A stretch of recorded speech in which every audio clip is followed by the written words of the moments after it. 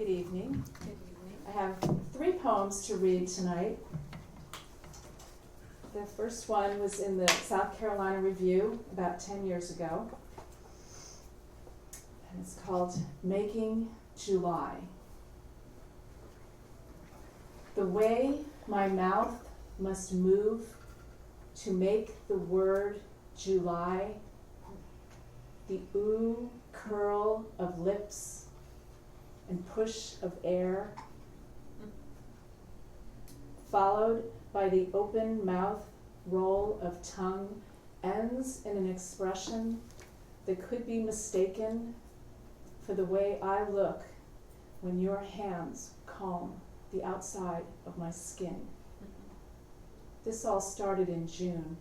And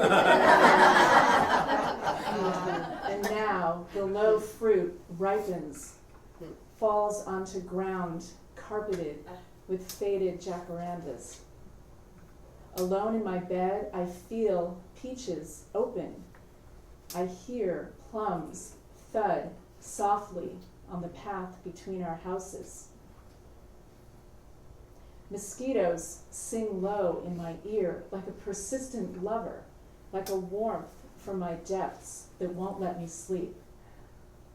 Tonight I will rise, open screen doors without regard, and find you on my porch with no further elaboration.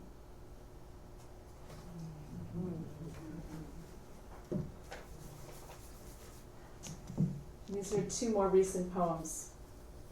Airport, Saturday night, 7:45 p.m. Like a hospital waiting room, airport departure wings are full of small talk and long silences and what sits underneath. I see parents sitting on either side of me at the gate, Philadelphia, back when you could do that kind of thing. I always protested, they always insisted. Now I follow my honey blonde college girl around Bradley International Terminal, clinging to the seconds before she succumbs to security. Asking questions that don't matter with urgency. Do you have something to read? She raises her hand slightly to stop me, blinks affirmatively. We've already said as much as could be said, considering she is the age when I started to know myself. I remember so well, I think she is me. When she lets me into her worries, I remember too well. We share the same nervous system. I feel her burdens like they're my own. Mostly I'm relieved. She trusts me again.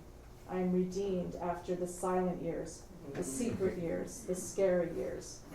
North Gate now, I let her release me first from our embrace. Our parting words stumble out jaggedly. What a great visit, good luck. Yeah, it was, Mom, with everything. I'm so proud of you. Thank you. Call me when I will arrive. Then I watch as she moves forward into the jaws of the larger world. She doesn't turn back until the last second, knows I wait for this final crumb. The one who leaves has all the power. She waves bird-like and smiles without teeth, but her eyes dance when I play my part as the pursuing suitor, waving with all of me. I watch the hem of her trench coat follow her around the corner.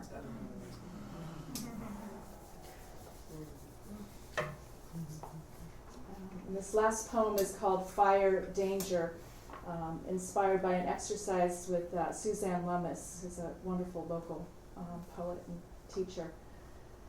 It's 3 parts. Part 1. I am barely 2, the flames, delight, colors deep and alive, sitting in that chair, good girl, waiting for Mom somewhere for just a moment enough for dinner to catch and explode from the frying pan up to the kitchen ceiling. Shrieks follow her re-entry. Jesus, why didn't you say something? I was hypnotized. Anyone would be. Firemen in our shoebox house, 1950s Framingham, the first suburbs. I remember every inch of the house I lived in until I was 4 and a half. How my sister awoke crying that fire engines were running up and down her leg. It was just a leg falling asleep. A leg is not awake or asleep, it just is. But that was then. Dangers were fleeting, benign. Nobody died. Part 2. Indifferent to the danger behind me, I lean back with attitude on the picnic table at that party, that warm upstate New York night. Tilt my head back briefly. Yes, there had been beer. Then someone pulls me to my feet. Everyone talks at once. My hair has dipped into the flame of the red glass candle with the white plastic netting, and now my hair smokes and crackles. We hit it out with bare, laughing hands. We are leaving high school. I am on the brink of not being good. I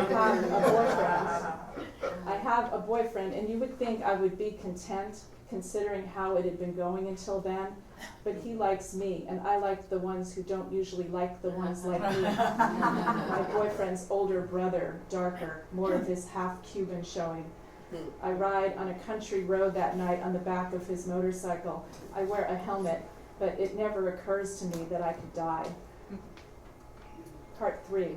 The baby arrived, as they say, like it has been on a train or just flown in from Florida, and all the details were planned. What wasn't planned was the loss of breath in my mother 10 days later, the ache in the back of my throat, the taste of myself wanting to leave my body, but tied without warning to the child who has no plans to leave.